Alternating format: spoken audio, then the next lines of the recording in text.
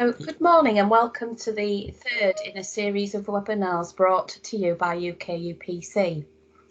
UK UPC is a partnership between the 6 regional consortia along UPC work together to help support our members through collaboration to achieve best value through your procurement activity. Part of our role is to share knowledge and best practice to support each other. NEUPC are delighted today to welcome members from across all 8 consortia to our webinar, addressing and mitigating supply risks in challenging times. Our guest speaker today is Peter Smith, who will cover his own introduction. The session should last for the next 30 minutes, followed by questions and answers towards the end. We hopefully won't keep you the full 90 minutes. Before I hand you over to Peter, I'd just like to go over a couple of housekeeping rules. You'll notice all of your microphones and cameras should be switched off. If anybody's managed to get through, can you please return to that status? If you have any questions for Peter, please use the chat function throughout and Peter will respond to those after his presentation.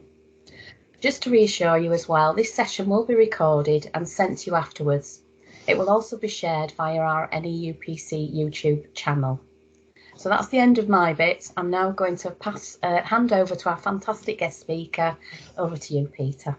Thank you very much, Lorraine. It's lovely to be here. We did have I had a few little technology issues just before we started, so I'm going to have to do the next slide please thing rather than being able to do it under my own control. So I'm sorry about that, but hopefully you can see my lovely slides anyway. So a little bit about myself first.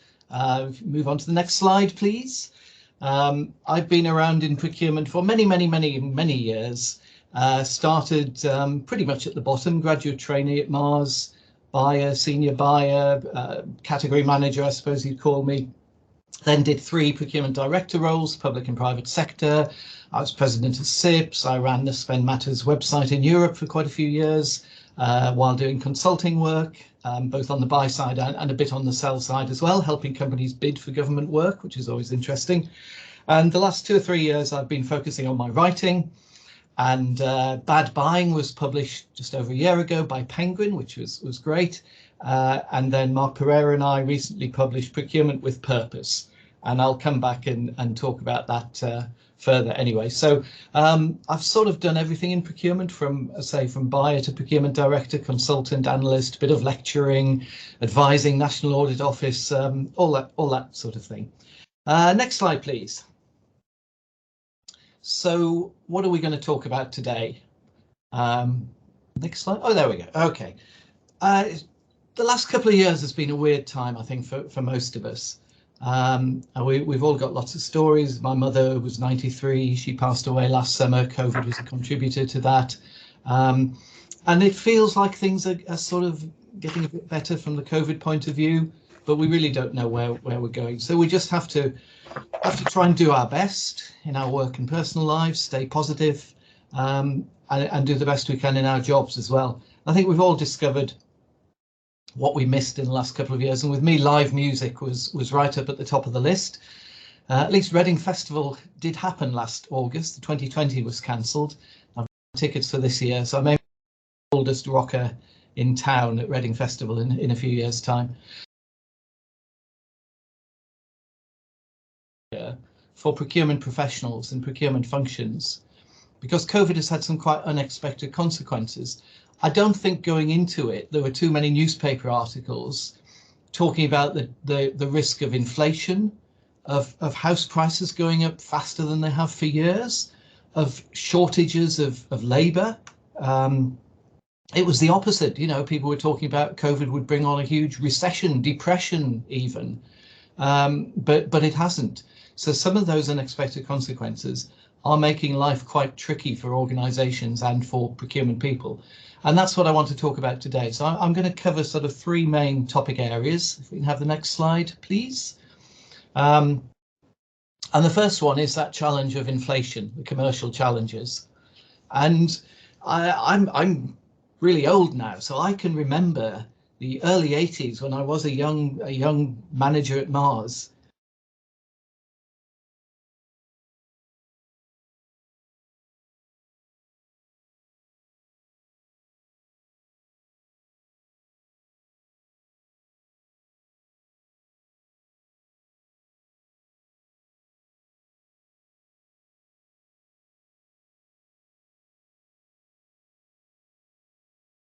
PPE in the last 2 years were a real sort of shock to the system.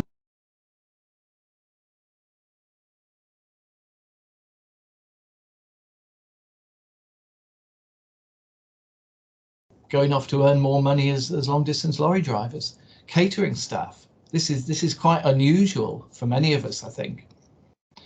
And then the ever growing risks and opportunities around this whole area of purpose.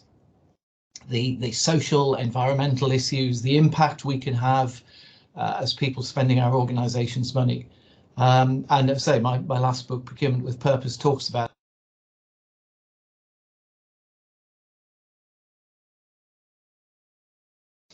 relevant to the education sector, I think. So we'll come back and talk about those a bit as well. So let's start with inflation. Let's have the next slide, please. And here's my graph of inflation. You can see sort of 1980, 81, when I was a young person at Mars. And since then, there was a bit of a peak around this sort of financial crisis, 2010, but it was pretty short-lived. But we're heading to 7%, maybe even more this year. And for some commodity areas and some spend categories, it's a lot more than that, as you'll know well, you know, energy and many other things. So if you and your budget holders are faced by this, you're faced with suppliers coming in and saying, oh, I'm really sorry, Peter, but I'm going to have to ask for a 25% price increase. What can we as procurement people do about that? So next slide. So I thought about this a bit, and I think there are only really 4 options to counter that sort of threat or those supplier demands. So the first one is simply you can negotiate. You can try and negotiate anyway, so that the price increases don't happen. You can change suppliers. So say, well, I'm not accepting your increase. I'm going to Smith & Co. and I can get a better deal from them. You can buy less, so make your money go further by actually buying less of whatever it is. Or you can change the specification to buy something that is cheaper / better value, whatever. So we'll look at those 4 options in a bit more detail. Next slide, please. So the supplier comes in, demands lots more money from you. What are you going to do? Well, I mean, the tendency for procurement people is to say no. And for many years, that's been a reasonably effective tactic, to be honest, because inflation was low. So you probably resist demands. But even just saying no, you pretty quickly get into situations where you need good negotiation skills. And in this current environment, you need to understand the cost structure of what it is you're buying. And I'll come back to that. And also, you need to understand the market situation, the position of the supplier you're dealing with. Are they the only supplier in the market that's demanding a price increase? Or are you hearing this from everybody? But ultimately, your negotiation power and the success you're likely to have is heavily driven by this wonderful thing called the BATNA. And I'd imagine most of you have heard of this, but we'll say a bit more about it anyway. So next slide, please. So BATNA comes from the great book, Getting to Yes, by Fisher and Urey, been out 30, 40 years now, I think. Still probably the best basic book about negotiation. Best alternative to negotiated agreement. What are you going to do if the supplier says no? What are you going to do if you can't get out of them what you want from that negotiation? So it's your fallback position, your alternative. And if your BATNA is strong, you can push hard in your negotiation. You can resist the demands of the supplier. But you have to be aware that the supplier might say, well, OK, fine, if you don't want to pay the additional amount, you know, I can't supply you. And that's when your genuine BATNA comes into play.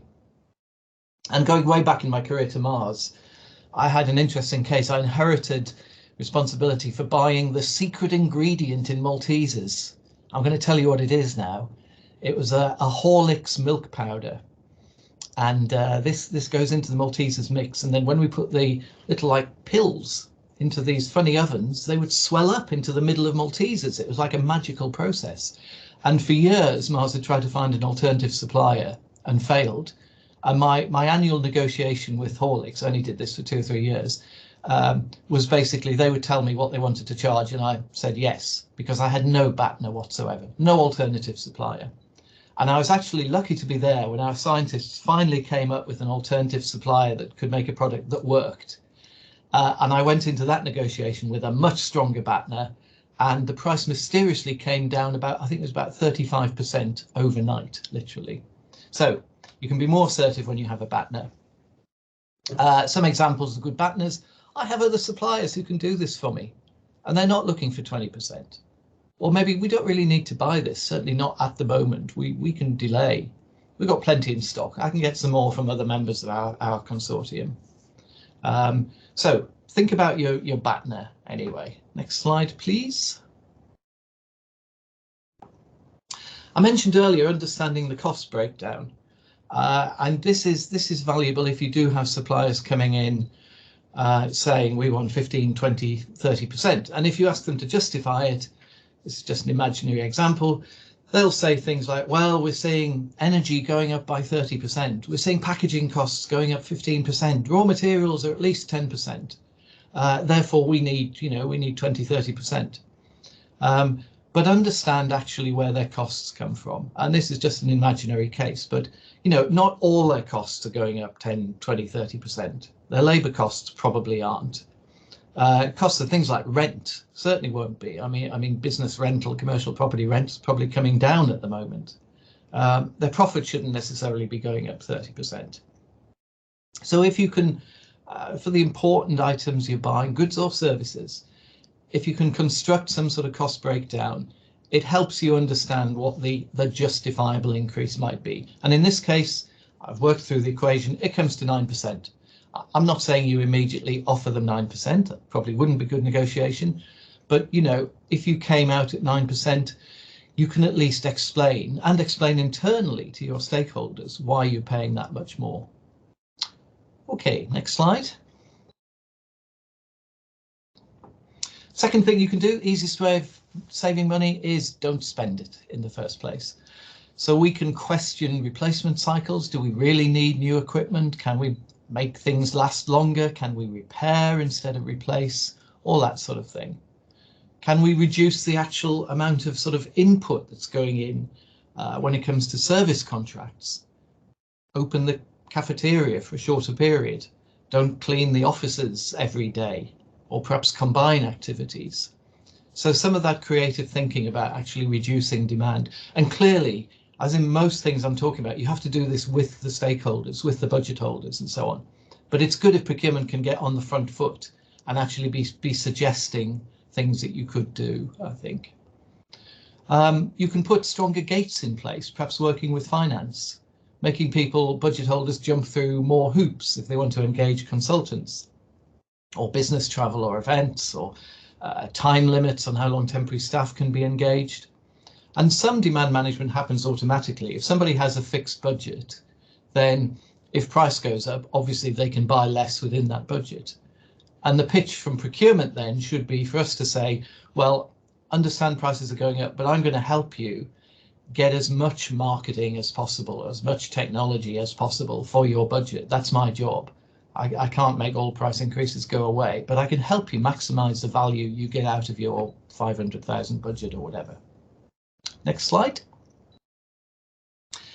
And then we can look at specifications. It might be just a tweak, or it might be something really radical. It might be a new supplier coming along with something totally different. And I remember it was when I was at Dun & Bradstreet, first of all, Dell computers came on the scene. And a lot of the IT people in big firms, including Dun & Bradstreet, were quite sniffy about Dell because it was really cheap. It was like 60% of the cost of a Compaq or IBM PC. So it's, oh, no, it doesn't meet our specifications. No, we can't possibly use this horrible cheap equipment from Dell. So I finally got the technology people to actually get a couple of Dell machines in to try them, and they found that it absolutely did meet the specifications, maybe a couple of tweaks here and there, and saved us a whole load of money. And sometimes specifications do have nice to haves. I think in that case, the nice to have is probably having the IBM or Compaq badge on the front of it. But do you really need it? Do you need the most expensive lawyers for everything you do? Can you reduce your specification, perhaps even use not fully qualified lawyers for certain work? Temporary labour. How often have I seen people engaging, high skilled, experienced project managers on, I don't know, £1,000 a day, when actually what they're looking for is a project administrator, project assistant, on probably half of that. So you can over specify in terms of people as well. But just be a bit careful. And if you were to buy Bad Buying, which is a good, quite humorous read in places, one of the best stories is about an American beer company called Schlitz that started saving money by changing the specification of their beer. They made one change, and that meant they had to then change something else as well. And then that led to some problems in the sort of shelf life of the beer. So they had to put something else into it. And that all went horribly wrong. And they ended up with some of the bottles of beer basically looking like green slime. And not surprisingly, they lost an awful lot of market share. They then did the worst advertising campaign in the history of anything, certainly alcoholic drinks. If you look up Schlitz advertising on YouTube, it became known as the campaign Drink Schlitz or I'll Kill You, which gives you some sense of the marketing message there. Yeah, the brand pretty much disappeared. So be careful about that anyway. Okay, next slide. So moving on from inflation, the other big issue we're facing, or set of issues we're facing, is around availability, risk, supply chain resilience, and so on. And it has got better in certain areas, but it probably hasn't in others. And this is really fundamental. I mean, again, if I go back to my time at Mars, in purchasing, there's probably quite a lot of things we could get away with, or you might get a bit of a minor bollocking from your boss. But the thing that would absolutely get you fired pretty damn quickly would be if the factory ran out of skim milk powder, packaging, cocoa, whatever it was you were responsible for buying. You might just about get away with it happening once. You probably wouldn't get away with it happening twice.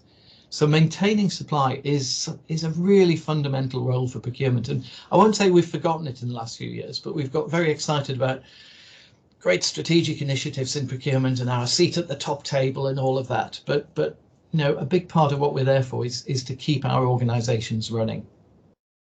So always think about what are the key goods and services that really could cause your organization problems. And obviously it's very different for universities and colleges compared to a Mars factory or a bank. But there are goods and services that would cause you big problems. So you need to be on top of that, and you need to be looking at issues. And I'd take a short, medium and long-term view of it. So we'll probably talk a bit more about some of the short-term things today, but there's a whole load of things you can do. Okay, next slide. And what's interesting is I'm seeing people almost winding the clock back. Because if I said to you, if you have been around in procurement for some time, what have been the big trends over the last 20 years or so in procurement? I think we might say things like, well, outsourcing, low cost country sourcing, global sourcing. I think of all the things I used to buy at Mars from UK companies that now would be bought from China or Malaysia or Turkey or wherever. What else? Oh yeah, and we'd be saying, well, aggregation, category management, that's been a big thing, and greater use of consortia even. Aggregation, putting our spend together, probably reducing the number of suppliers to give ourselves more buying power, more leverage, all these great words we use, SIPS exams, leverage, aggregation, buying power, consolidation, supplier reduction. But these all have consequences in terms of risk and resilience. And we've seen some of that coming home to roost in the last couple of years.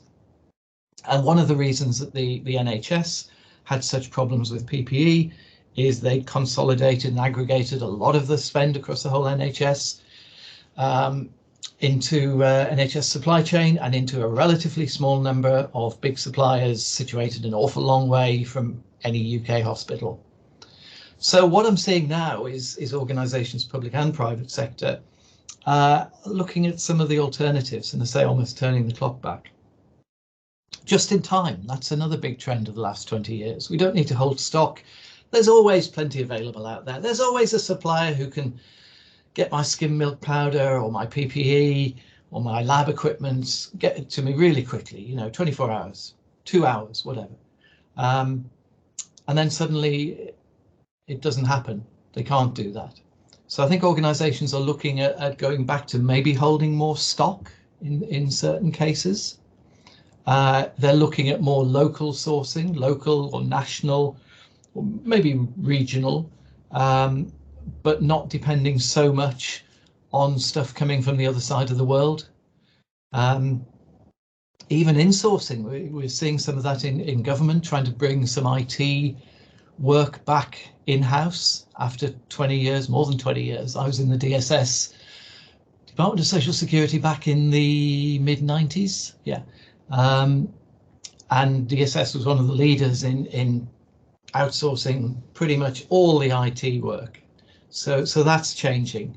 Again, it's about building that sort of internal resilience. So some of these things are long term, but there are some things you can do short term. You can look at stock levels, for instance. If you think there are going to be problems and shortages, you can look to try and lock in suppliers and make firm commitments, perhaps further in advance, to try and sort of guarantee that supply. Beware of single sourcing, going back to my Mars Horlicks example. I mean, it's tricky in areas like technology often. You know, you've got a big systems integrator or software supplier. You can't just say, well, we'll move everything off SAP tomorrow and switch to Oracle.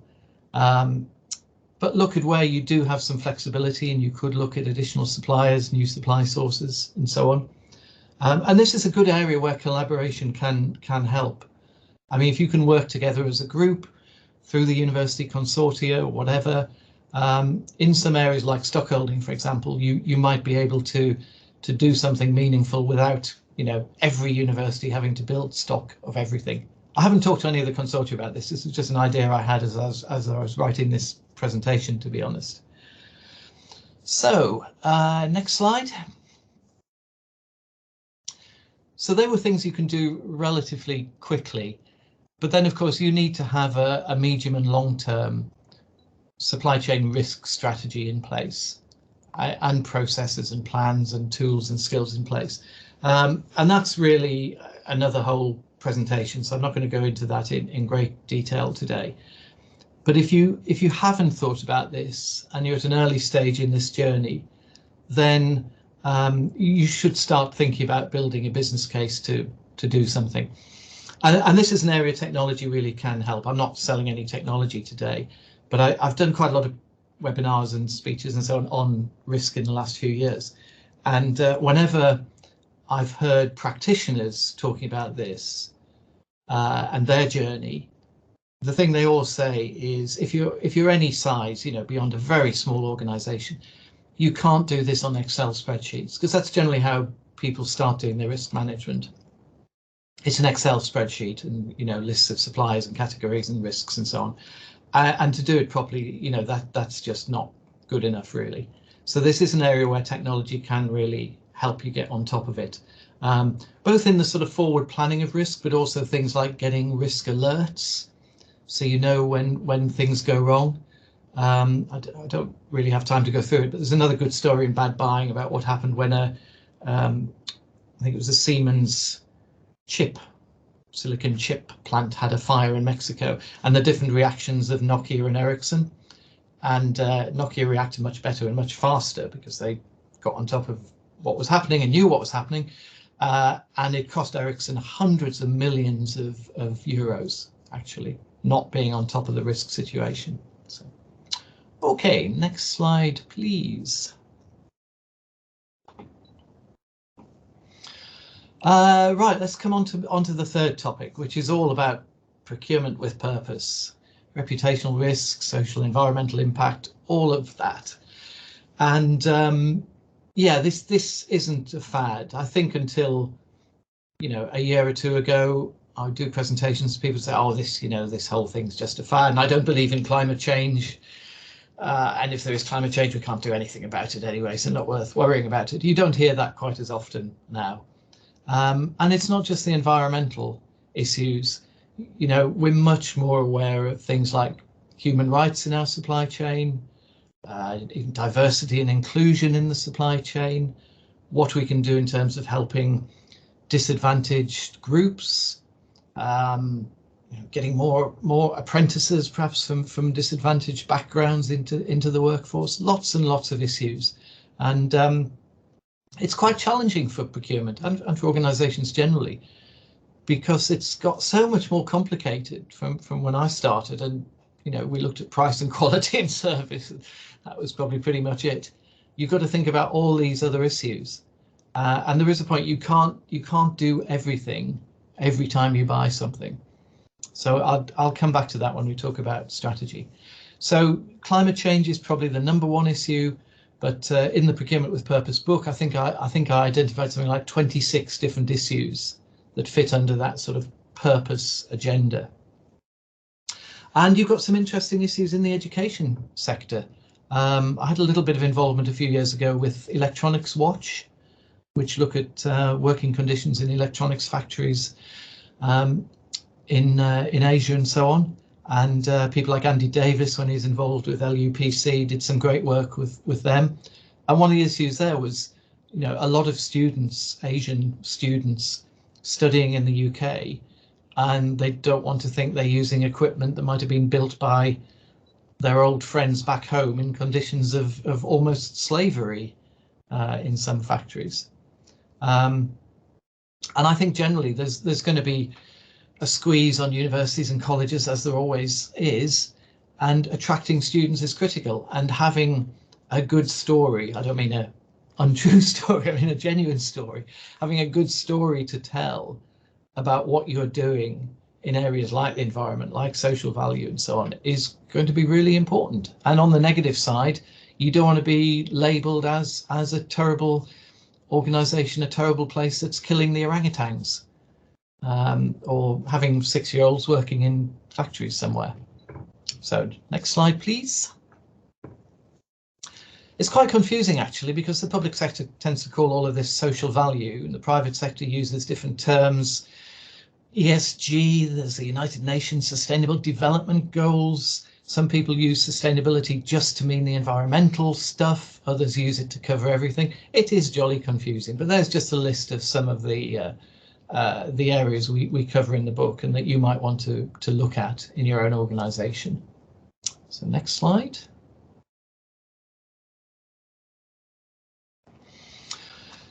So if you haven't started on this, I suggest you need to start with a strategy. And again, you've got to start with stakeholders. This isn't something procurement can impose on an unwilling organisation, because as we know, we're not usually the budget holders in most of what we're helping to buy.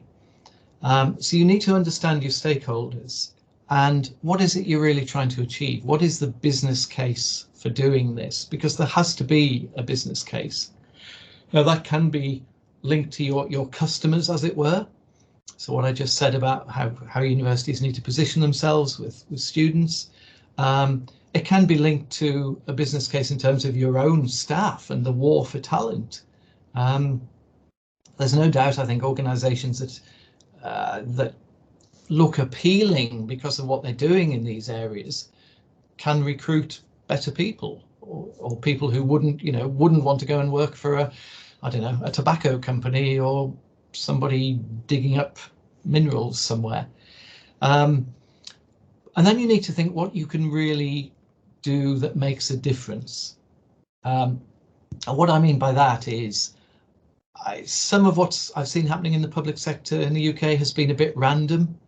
So, you get a local council declaring that they're going to save the rainforests. And frankly, there's a little bit they can do maybe around materials used in construction, but they're not going to have the impact that actually one of the huge food companies can have, or huge timber companies can have.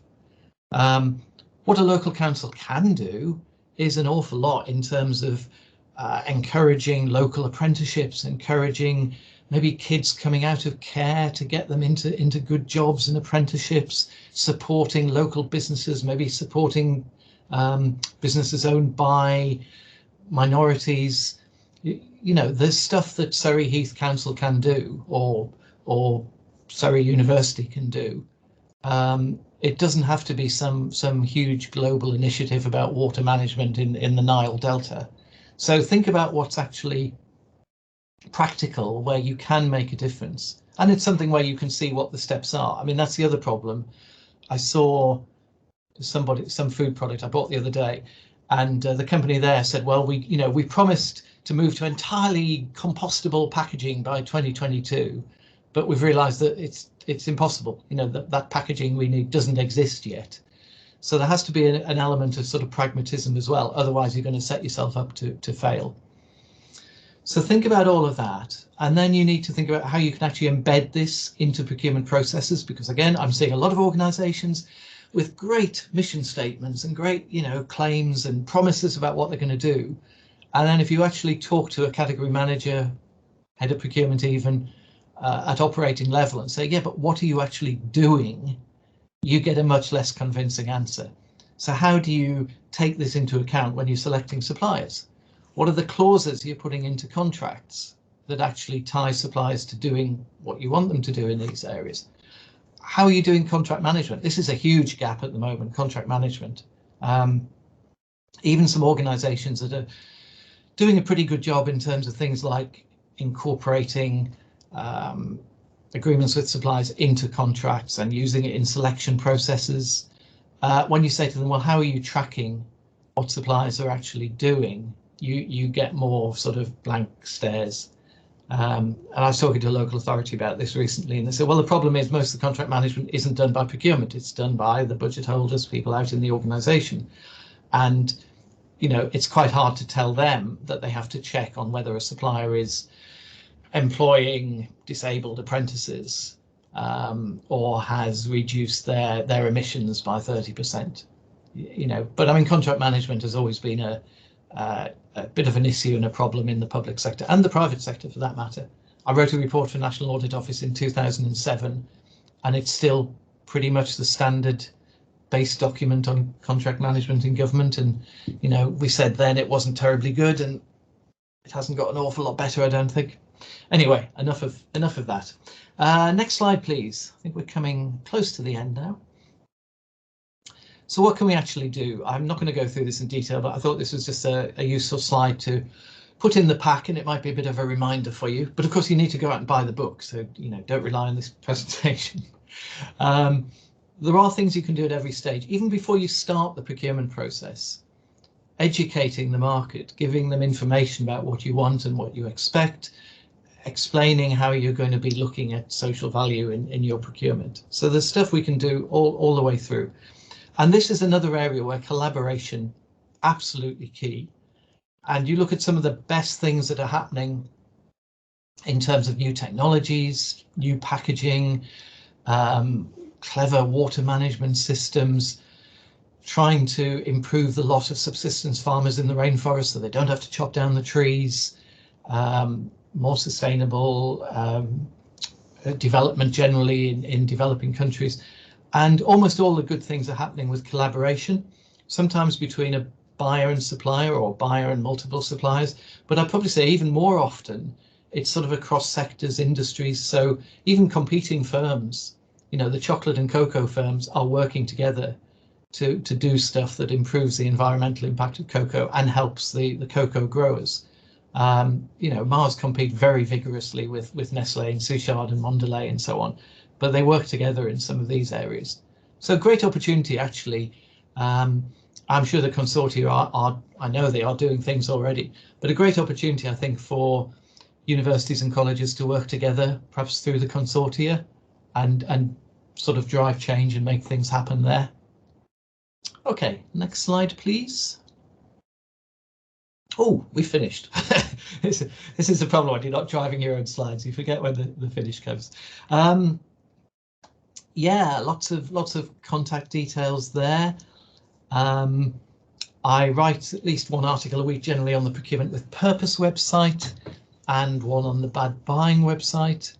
And I tend to sort of link to those articles on LinkedIn so that people I'm linked to on LinkedIn can see when I've published something new. Debating whether to do another book this year, but I'm not sure. We should have a vote, actually. I've got a few ideas. I could ask you what you think is the best.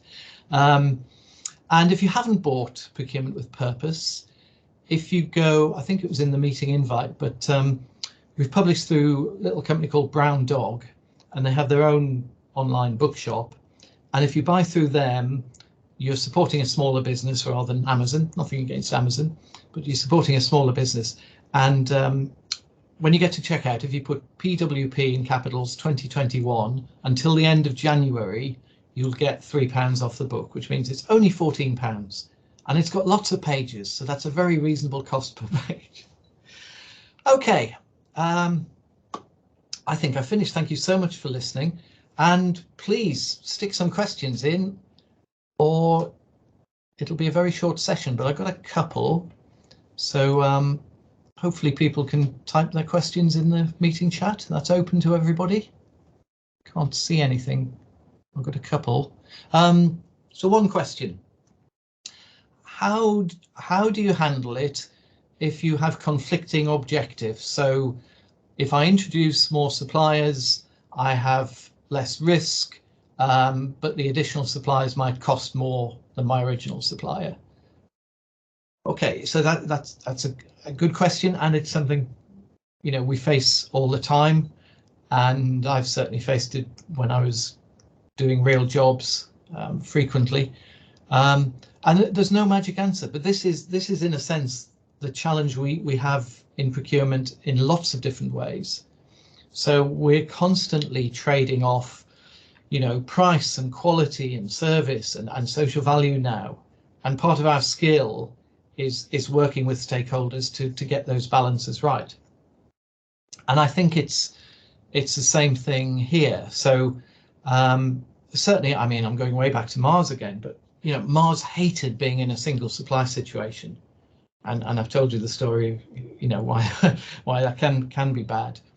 So to make sure we had multiple suppliers, we would be prepared to pay probably small premiums to make sure we had that flexibility. So when I was buying skim milk powder, you know, I could have bought everything from the UK Milk Marketing Board, Dairy Crest, but we made sure we had another probably 6 to 10 approved suppliers around Europe, and we would buy small quantities every now and again.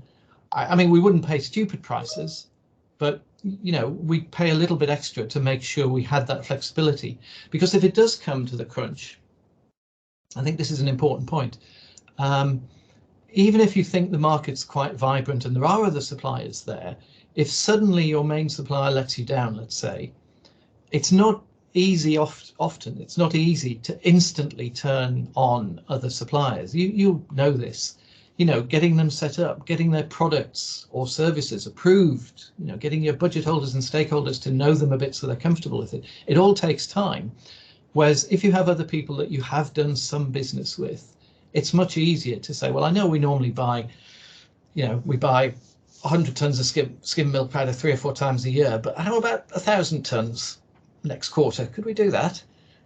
It's much easier if you have that relationship already. So we have to accept sometimes there are trade-offs that say involve the stakeholders and take it from there. Good, we're getting some more questions in now.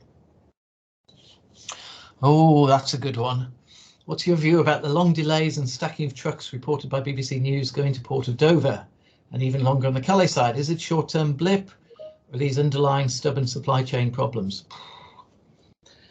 I don't know is the honest truth. I think it's very dangerous when politics comes into it, because I mean, I'm not a rampant capitalist, but you know, I have a lot of faith in the market to sort out sort of business problems. You know, if people see opportunities, they'll take them. and business will find a way of getting around delays or find a different way of getting stuff into the country. But if you start getting the politics coming in with Brexit and French and British governments not the best of friends, then that gets difficult. So I don't know. I wouldn't assume it's going to pass in a few days. It might get better, but this comes back to issues like looking at local sourcing and perhaps stock building and so on. And of course, it could get worse. I mean, I don't know. There's thing last week about some American politicians are writing to Tesla because Tesla are investing heavily in China, is it Xinjiang, where there have been the problems with supposed genocide and putting Muslims in camps and so on, and they're sort of having a go at Tesla. But the global economies are so interlinked. What on earth happens if Russia does actually invade Ukraine? What happens if China, goes after Taiwan? The economic shocks, I think we haven't really thought about them. So, yeah, I wouldn't assume everything is going to be fine in the short term. Lots of questions coming in now. What's the best way to understand service product cost breakdown if suppliers are not willing to share it? Good question. You can try and find some people in the industry, or maybe who used to work in the industry. Use your networks. Maybe put some questions out on LinkedIn or forums. You probably find somebody in the university procurement world has worked in pretty much any other industry you might care to mention. I mean, the other thing you can do is come up with at least a straw man and put it to the supplier. And if they say, oh, well, that's not an accurate cost breakdown, we spend far more than that on labour, then say, OK, so what is your cost breakdown? Asking suppliers, people in the industry who aren't currently suppliers, we're quite interested in working with you, but let's have an initial chat and use that initial chat to get some information out of them. And there's loads of resources. This is where you young people have it much easier than in my young days, because Google hadn't been invented, the internet hadn't been invented. At a previous employer, we used to insist that bidders provided a cost breakdown when submitting bids. Having seen that happen since I've been working in higher ed.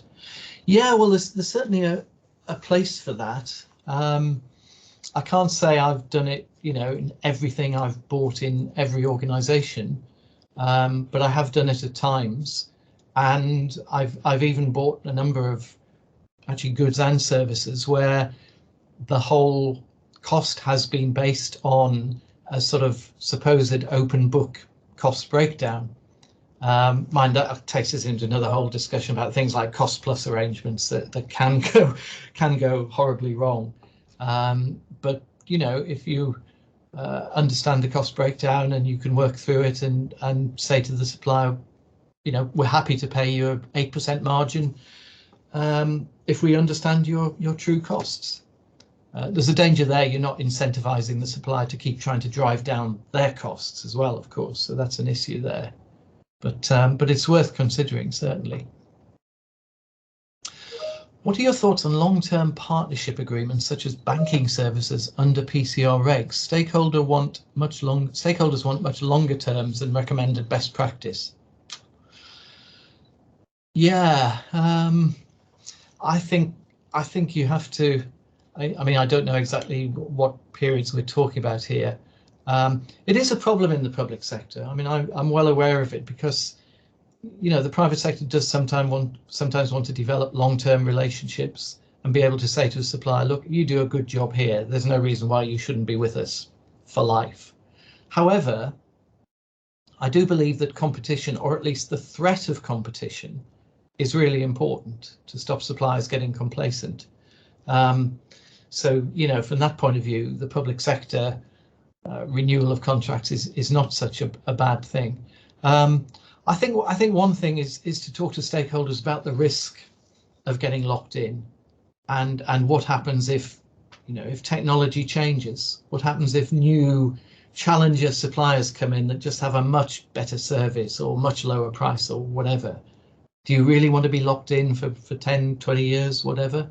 So it's a tricky one. It's another one of these balancing things, to be honest. Yeah, someone said, oh yes, the cost breakdown when submitting bids also allowed some benchmarking to take place on common cost components. Yeah, good point, good point.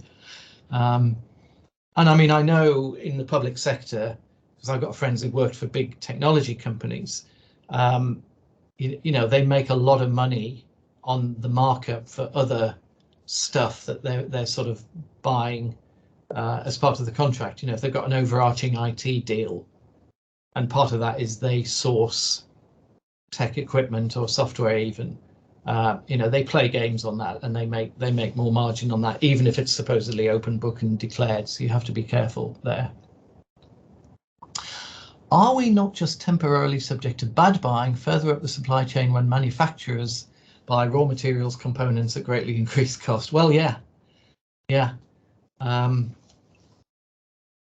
It's interesting. I did a workshop recently with a firm that's a technology firm, and it was a workshop for their salespeople. I wasn't leading it, but I came in to do an hour or so as the sort of procurement expert, so these salespeople could talk to a real life procurement person and give me a hard time.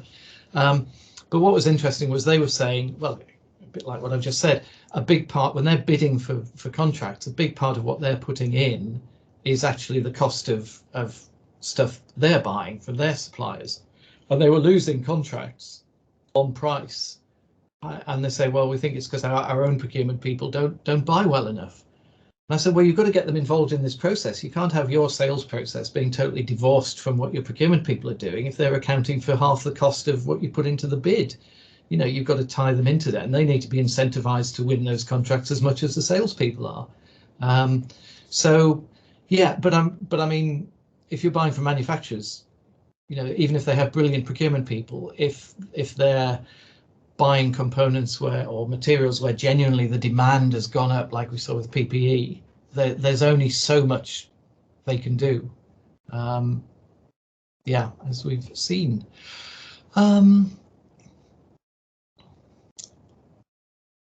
Yeah, good one. You rightly say local authorities should be pragmatic in what they can achieve in social value.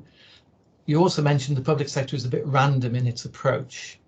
Do you think the public sector as a whole can do more collectively? For example, the huge spend in laptops would suggest a senior level government approach to this industry as to what they're doing to tackle modern slavery issues or factory conditions. Yeah, yeah, I totally agree. I did think when I was a little bit involved with Andy Davis on the Electronics Watch stuff, and I went to a few conferences at Greenwich University, you know, it did seem a bit odd. It was like Andy was trying to get other people in the public sector to sign up, and Transport for London had signed up. And you did sort of think, well, if OGC or Crown Commercial Service had really got behind this, then more could have been achieved. So I think the answer to that is yes. The only note of caution would be, it's a bit like consortia generally and the commercial issues there. As I say, with the PPE example, if you sort of centralize more and more in procurement, you can actually decrease your overall resilience. And the parallel on that for social value might be if you sort of centralize the government approach to social value, it could become very focused in a few areas and lots of other good causes could miss out, if you know what I mean. So, you know, I quite like the idea that one local authority might say, we're really going to focus on how through our supply chain we can help disadvantaged kids coming out of care, kids who are not going to university. You know, we're going to focus on education and entrepreneurship in our town. And another might say, well, actually, we're going to focus on our local environment. You know, we've got a lot of pollution or brownfield sites in Camberley, let's say. So we're going to really get our suppliers contributing to that agenda. And I quite like the idea that organisations have some flexibility and then we'll get more different things done and we can perhaps compare and see what really works well. Whereas you can imagine if all of that was centralised, it would just be, you know, a big bang on one area. So, but yeah, I think there's definitely more could be brought together in government. how do we best support SMEs, local suppliers fairly within the regs? Well, I think now the including 10% or 15% in the marking for social value sort of helps. There is a danger there, and I've touched on this in a few articles, that social value actually becomes another barrier to entry for smaller firms. Because I did a bit of sort of searching on LinkedIn. It's quite interesting. You know, if you put in capita sustainability, you'll find there are loads and loads of people in capita now with job titles around sustainability, and some of them very specifically are clearly working on government bids. You know, that when they get a government bid and there's sections on sustainability, social value, net zero, it's handed over to Susan, who's the expert, and will write something terribly impressive and convincing about what Capita are doing. Meanwhile, Peter Smith Inc., which is bidding for the same contract, and Peter Smith Inc. is 4 people going, oh, you know, these bids are big enough hassle already, and now I've got to write 2,000 words on blooming environmental stuff and net zero. So we've got to be careful we don't put barriers up. And I'm still getting my head around, how do you ask the right questions about social value and evaluate the answers in a way that doesn't disadvantage small local companies, maybe even positively gives them advantage. Now, what I would say, I'll add something which is even outside the social value criteria. I've always felt we weren't as creative as we might be in asking other questions that might actually favour local suppliers. So suppose you had an evaluation criteria that was around flexibility and responsiveness from the supplier. And one of your questions might be, if we have a problem with you, how can you assure us that someone at a very senior level in your organisation will be available to talk and meet with us at extremely short notice, for instance? And I would think probably Peter Smith Inc. in that case, you know, if I'm sitting in Surrey Heath, I'm going to score more marks than Capita on that, because I'm going to say, well, I live 800 yards from your council office. You know, you have a problem, I'll be there hopefully within the next hour, certainly within the working day. And I don't think Capita could say that their chief executive could do the same. So I think there are some creative questions that do genuinely relate to real potential evaluation criteria around, say, things like flexibility, responsiveness, understanding the needs, perhaps. You know, I've lived here for 20 years. I understand what Surrey Heath needs. I don't know. We can be more creative, but it's a good question. Oh, somebody said talking among yourselves. Yeah, that's good. PCR 2015 had a core objective of promoting cross-border trade. Yeah, that didn't work. Under the new regime, there's talk of the new core objective being focused on social value and being more nationalistic. In your book, you talk about introducing corruption, social value, a Scottish shipbuilder that was not capable of delivering. What are your thoughts? Have they got this right? Or should there be a new definition of best value that includes best capable above social value at any cost? What advice do you have about striking the right balance? Yeah, this is my fear that, you know, we might get, whether it's big firms or small firms, either just firms that put in a really convincing sounding social value bid, but actually when it comes down to it, are not the right people to do the work or deliver the goods. You know, they're just not up to it, or that it becomes a front for corruption. That, you know, Peter Smith Inc. wins that Surrey Heath contract, even though I'm 20% more expensive than other good suppliers because of my amazing social value I'm going to offer. And it's nothing to do with the fact that my sister-in-law is head of the council. So, you know, I think there are some concerns there. I think this is where procurement has to be smart, and you have to include stuff in your tender documents that gets to the heart of whether the supplier can do the work, really do the work. And I know that sounds obvious, but I tell you, I have done some work on the supply side in the last quite a few years now. And you'd be surprised at some of the tender documents I've seen. I got a big tender stopped actually before Christmas because I knew some of the right people on the buy side, because it just could not have differentiated between suppliers in terms of whether they could actually do the work. And it was a huge framework contract, not in the education sector. There was another one a few years ago where I gave some advice to a firm that were challenging a procurement decision, big central government contract, and one of the things that they won, I mean, it didn't go to court because the department realised that they'd screwed up. But one of the things was the department hadn't taken up references. You know, they'd asked for 3 examples where you've done similar work, and they just hadn't taken up the references. So, you know, the fact that a couple of the suppliers that won the contract first time round were basically crooks, put it simply, track record of prosecutions and stuff, and they hadn't taken up references. And they argued, the lawyers argued initially that there was no compunction or no, you know, nothing that forced contracting authorities to actually check whether the suppliers could do the work and or to take up references. And I think they argued that once, and the firm I was working with pushed back, and they went, oh, okay, yeah, that doesn't really sound very good, because no judge would accept that. So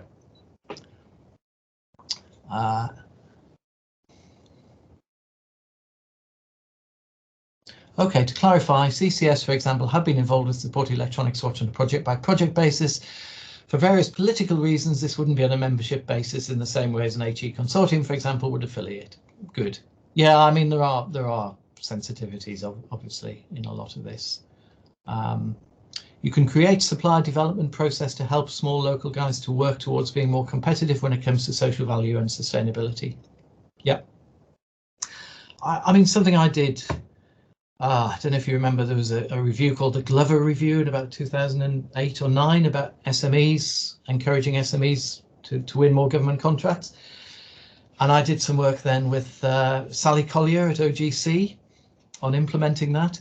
One of the best things we did, I put together a presentation. We only delivered it a handful of times to help small businesses understand better how to bid for government contracts. And I've done that sort of thing a few times since, and it's really valuable. You know, they really get something out of it. So we can do things like that even outside the actual procurement process, and then yes, work with people who are suppliers to help them get more competitive and better. I agree. How viable a line of defence would it be to say to a supplier who requests an increase in, say, year 4 of a 5-year contract, that they've had low inflation for the first 3 years, and they should try to, I think that should be, spread the impact of their increased costs across the profit margin the whole 5 years. I think that's an extremely smart negotiation line to take.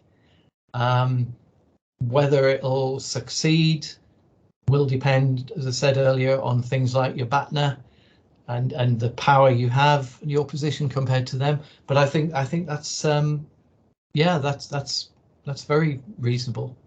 I think suppliers often do take on contracts where they assume actually that they won't make much money in the first couple of years because they often have setup costs or just sort of you know, a learning curve before they get on top of it. And then they think, well, as we get more efficient in supplying, we'll be able to squeeze more profit out of it, and maybe we'll make some money on some changes or additional business that will come out of it. So that then does put them in a tough situation if suddenly inflation hits towards the end of the contract, because that may be just when they're expecting to start actually making some decent margin on it. NAO did a report a few years ago on the profit margins made by some of the big suppliers to government, the sort of Sercos and people. And what was quite surprising, and you can be cynical about the data they were working from, but I think there's probably some truth. It was quite surprising how often big contracts were taken on with the supplier saying, well, we don't make any money for the first 40% of this contract. So there's some risks in there for the supplier as well. But no, I think that's a good negotiating line to take. Let me just go back up, see if I missed any questions. Really good questions. Thank you. Local suppliers. I think we've probably, I can't say I've answered them all perfectly convincingly, but I think we've come to an end of the questions, and we're dead on an hour as well. So we did say we'd be happy to run on a bit longer if we wanted to, but I think an hour of procurement problems is probably enough for most people. So Danielle, shall I hand back to you? Yeah, thank you so much, Peter. I hope you all found that really valuable today. Thank you so much for joining us. Our next UK UPC webinar is going to be held by APUC at the end of March. So look out for that dropping into your inboxes very shortly. Please don't forget, obviously you can get a discount off Peter's book. If you can't remember what the code is, if you go on our website, the details are on there. We hope you found this webinar really useful. Please do send us feedback. We do love to hear from you if this is exactly what you want to hear more from. And also don't forget that we do have another webinar on Tuesday, the 8th of February. So go on our website, check out our events, and hopefully you'll all have a very lovely afternoon. So thank you from ourselves at NE UPC, UK UPC, and also thank you, Peter. Thank you. Bye everyone.